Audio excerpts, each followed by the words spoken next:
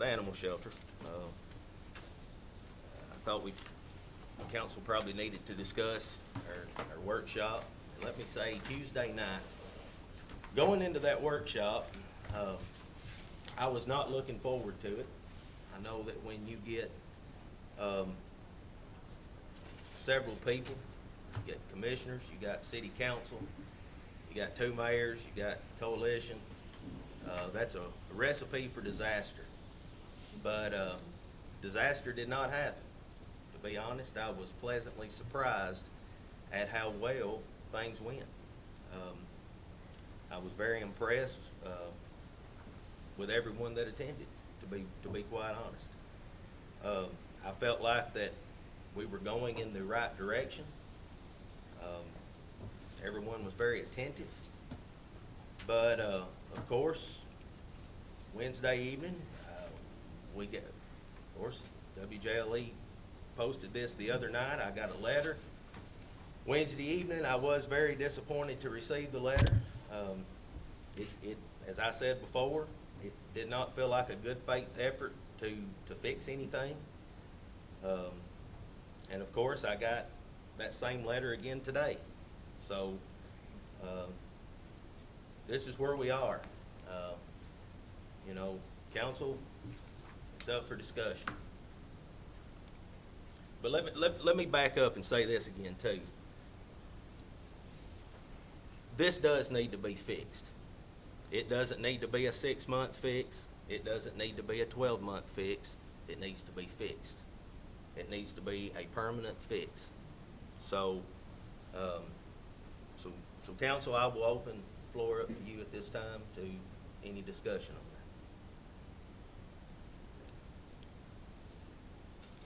that. I'll lead off as usual, I guess.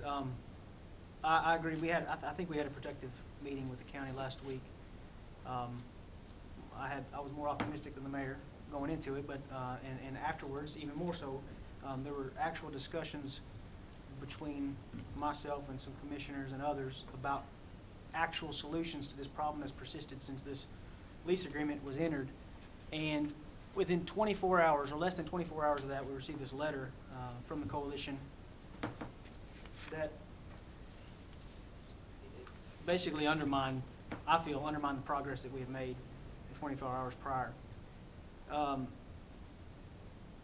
The letter expresses, I don't know if it's the whole letter's been out, but there are portions of it, but the letter expresses that the coalition is on the one hand ready, willing, and able to meet with us and work with us and cooperate, but on the other hand tells us that we cannot talk with our own employees. And you know, we have good faith issues, I think, on this board, from complaints we've received from our employees at the shelter, and as well as other issues we've had. That letter didn't feel like a good faith effort to resolve those issues. And I want to address a couple of things, and I'm taking a few notes because there's a few things that are here.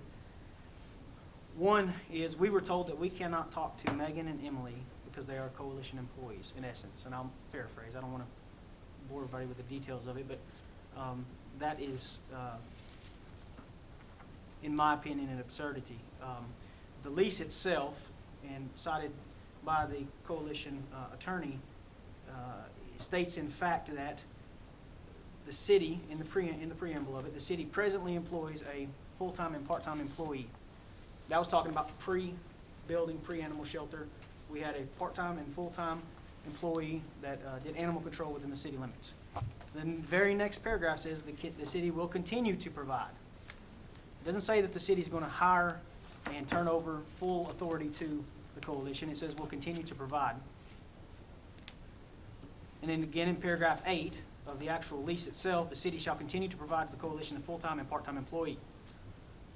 Clearly, the city already had those employees.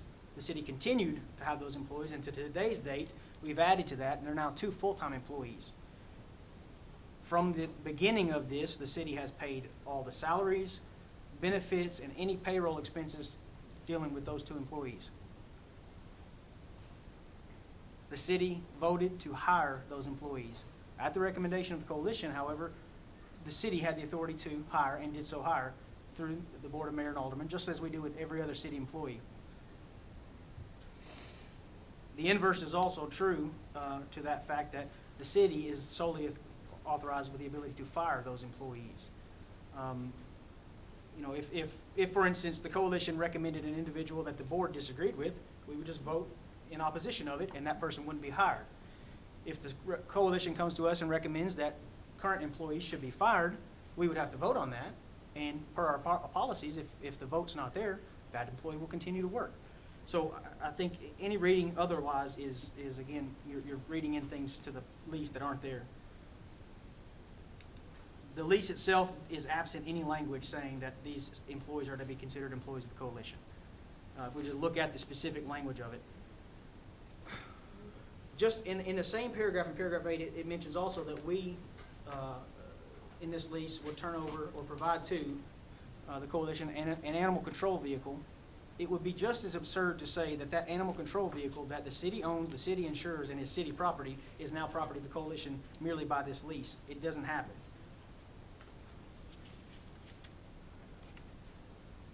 And clearly, there's another issue about the purpose of these employees, and that was to assist in the day-to-day operation of the shelter. In general terms, layman's terms, if I say I'm going to assist you, that doesn't mean I'm taking over and doing everything. That means I'm going to help out. However, from best I can tell in my investigation, talking with Megan and Emily and seeing it for myself, they do everything at that shelter. And it's important to discuss whether or not there's a city employee, and I'll get back to that in just a minute. But there were other issues that were brought up. There was a statement in the letter by Ms. Cripps that the city somehow induced a breach of an agreement between the coalition and DeKalb County. This is, again, absurd. The city of Smithville is not a party to any memorandum of understanding between the coalition and the county. Well, I understand that they have an agreement or some form of memorandum, but the city is not a party to that, just as the county is not a party to this lease. Therefore, citing any paragraphs to a memorandum of understanding to which the city is not a party does little to enlighten what our duties and responsibilities are. But in that same letter, we're told that the act of voting to prohibit the animal shelter from taking animals in from the county or from going out into the county and picking up animals induced such a breach. Absent from that letter and, in fact, the lease is any mention at all of the city having any responsibility of picking up animals in the county or receiving animals in the county. The only mention of the county that I can see, and I've been wrong before, but that I can see is in the preamble it says it's to benefit both the city and the county. That's it. If you look at the city's obligations and actually the day-to-day operations of the shelter, the lease enlightens us on that. In paragraph 9, we're to maintain, the coalition is to maintain proper shelter and care for all domestic and wild animals that come into its custody. Paragraph 10, to maintain suitable office hours, and it goes on, this is paraphrasing. Paragraph 11, coalition undertook to enforce animal regulations, laws, and ordinances in the city. Paragraph 13 mentions dealing with animals that have bitten individuals in the city. Paragraph 14 mentions coalition investigating violations of city ordinances. And then paragraph 29 is the catch-all we attorneys know is this agreement contains the entire contract and agreement of the parties here too. So that's the entirety of the day-to-day operations as stated in the lease. It doesn't mention that the city is to go into the county and pick up animals. It doesn't mention that the city is to receive animals from the county. Now the coalition may have an agreement with the county to do those things, but we do not as the city. So Ms. Cripps in her letter did inform and properly state that when we look at interpreting these contracts, we look at the four corners of it. What is the actual language within the lease? And the actual language within the lease shows that the city really has no responsibility outside the city limits. In order to find otherwise, you'd have to read words into that contract that do not exist. Now, as far as the employees, if it is to be, as I believe, that Megan and Emily are city employees, then I believe the coalition is a material breach of that lease. For all the coalition's responsibilities that have been undertaken at this point have been done by Megan and Emily. Absent the actual construction of the building, Megan and Emily have done everything. If you look at the coalition's responsibilities in paragraph 9, is to maintain the proper shelter and care for animals on a day-to-day basis. It's Megan and Emily. Paragraph 10, to maintain suitable office hours, that's Megan and Emily dealing with that. To enforce laws and ordinances and impound animals, to the extent that's ever been done, would be Megan and Emily. To provide food, water, shelter, and other humane treatment, Megan and Emily. Cooperate with the health department following procedures when persons are bitten, Megan and Emily. To investigate violations of ordinances and prosecute, if that's the case, would be, to the extent that's ever been done, I don't know that it has, would be Megan and Emily. Responsibility for scheduling and overseeing volunteers and staff. To my knowledge, that's all done by Megan and Emily.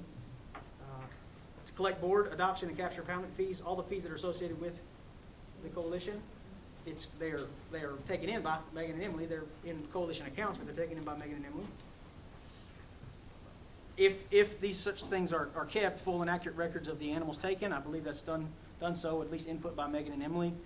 And to rescue any injured animals or trapped animals, or do any calls for the county, that was done by Megan and Emily. I honestly, looking through this, and I've read this lease more times than I care to admit, I can't find one obligation that has been done by anyone other than Megan and Emily. And because of this, and because of my belief that Megan and Emily are city employees, I believe that the coalition is a material breach of that lease.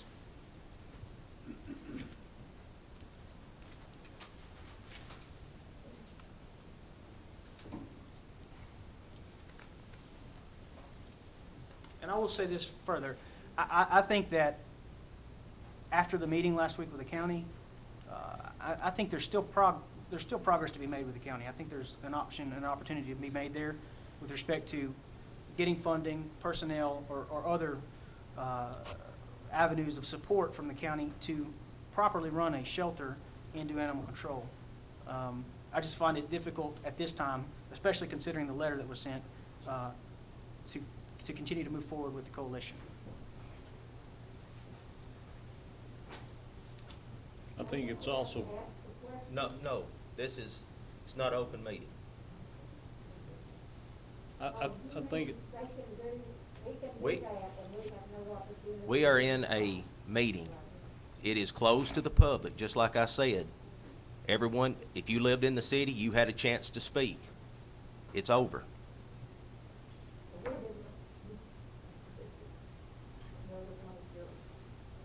Mr. Jacobs.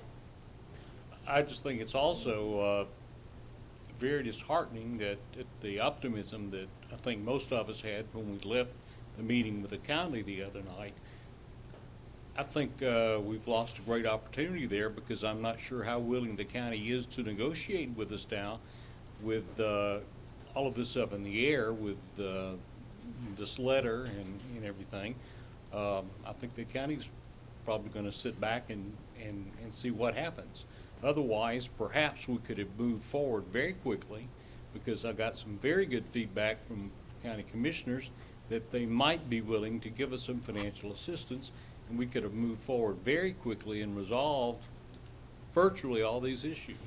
And now I think we're back prior to square one. And let me say, I appreciate very much what the coalition's done. We would not have the shelter that we have if it weren't for the coalition. I love animals, especially dogs. I can hardly go to work in the morning because I want to sit home with my dog. I guess it means it's time to retire. I don't know. But I love animals. Nobody here wants to see animals mistreated. It's just simply a matter of resources. The city does not have the resources to pay to go out into the county and pick up these animals, and then Megan and Emily by themselves maintain the shelter.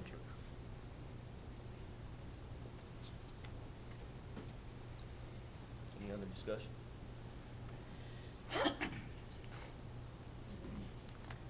I just want to say that I was confused by the timing of the letter. I mean, I know it's already been emphasized, but I did think the meeting went so well with the whole county commissioners, and that was the time to speak, you know, to bring forth ideas. And so the next day, getting the letter was just very confusing. And so it kind of makes it at an impasse to know which way to go. So I'm with Sean. The building is beautiful. I've been out there several times, talked to Megan and Emily. It's a great job.